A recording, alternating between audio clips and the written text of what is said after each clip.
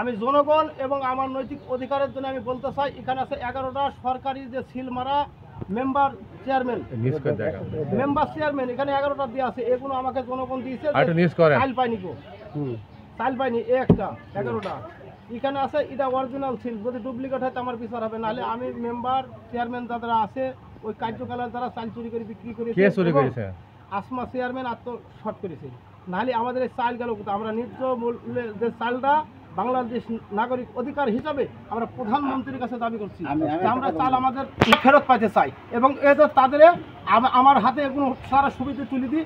আমি বিনয়ের সাথে বলছি, এ প্রত্যেকটা ছবি এবং সিল এতে আছে এবং এগুলো অরিজিনালভাবে এর সাথে এটা ছিল আছে, ছিঁড়ে গেছে। আমি ভালো করে দেখাতে দিলে এগুলো ছিঁড়ে গেছে, তাই এর সাথে কার্ডের সাথে এগুলো দেওয়া আছে।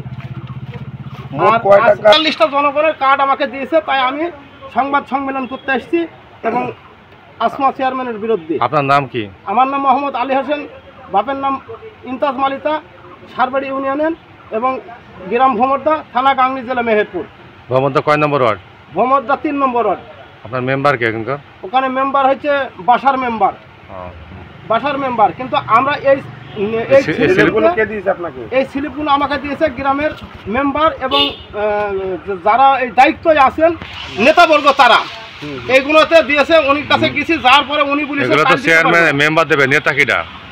নেতা হচ্ছে চেয়ারম্যান আসমা দেবে বোর্ডে থেকে। আর যে গ্রামের নেতারা স্লিপগুলো দিয়েছে জনগণকে দিয়েছে, জনগণ পায়নি। তাই এখানে কান্দাকাটি অনেকের মা এবং আমার মাকে সহ ইতিপূর্বে যে চালের কার্ডটা এতিম আর দুঃখিনী, তাকেও কার্ডটাও দেয়নি চালের, তাকে বুঝে দিতে পারবো না।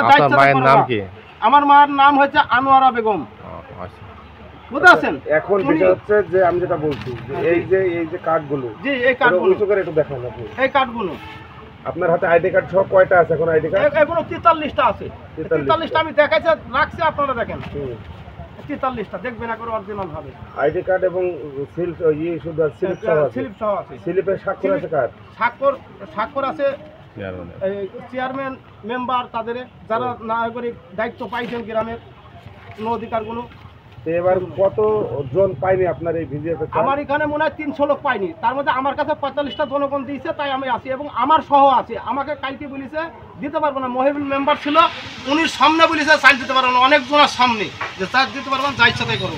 আপনি কি চাচ্ছেন? আমি চাইছি যে আমাদের পূর্ণ যে আমরা গ্রামে আমরা হচ্ছে আমাদের ভোটার অধিকার নাগরিক, আমরা বাংলাদেশের একজন নাগরিক, অন্য কিছু আমার দরকার না। আমি একজন বাংলাদেশের নাগরিক, তাই আমার একটা ন্যায্য মূল্য কার্ড এবং আমার মা আর দুঃখিনী এবং তারও একটা কার্ড দেওয়ার দরকার। বারবার সে তাকে নির্যাতন করে, এমনও কথা বলে তো তুমি আমিল করে দেবো না, কিন্তু এটা তো ঠিক না। আমরা বাংলাদেশের নাগরিক, আমরা কিন্তু কে আমিল কে বেমিতার সাথে